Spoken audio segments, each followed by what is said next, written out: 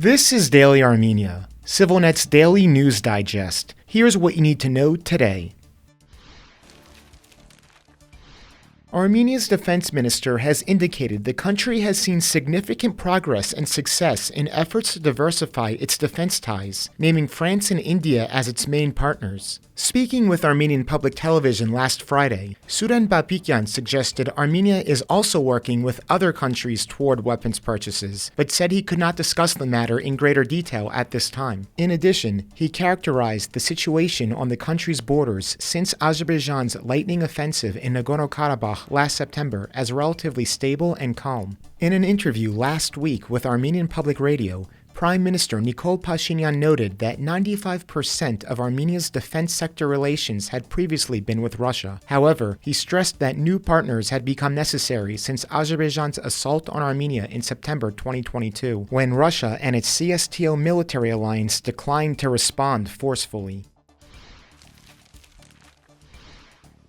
An explosion in South Yerevan today has left at least 2 people dead and 2 more injured, one in serious condition. The other survivor's condition has been described as fair. 3 or 4 houses were destroyed in the blast, which took place in the Erebuni district. The cause of the explosion has not yet been determined. However, authorities have opened a criminal probe into the matter, suspecting violations of fire safety rules. An August 2022 blast at Yerevan's popular Surmalu market left 16 people dead, with another 63 wounded. That explosion was the result of improperly stored fireworks.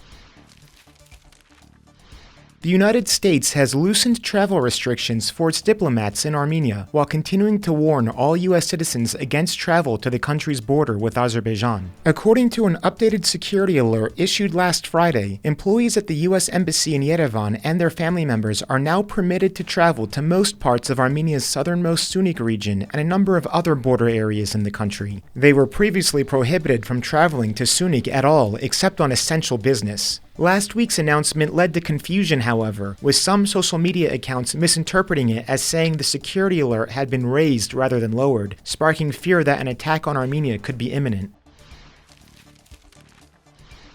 Catch up on the latest economic news with our weekly report, Business Week Armenia. This week's episode discusses the United Arab Emirates replacing Russia as Armenia's top foreign investor, the central bank cutting interest rates, and growing economic activity. You can find a link to the video in the description or on our website.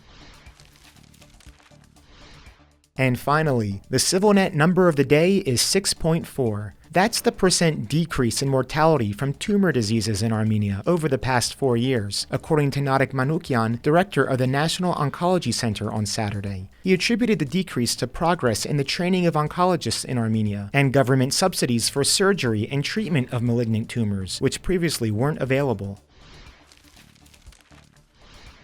And as always, please follow CivilNet for the latest news and independent reporting from our contributors on the ground here in Armenia.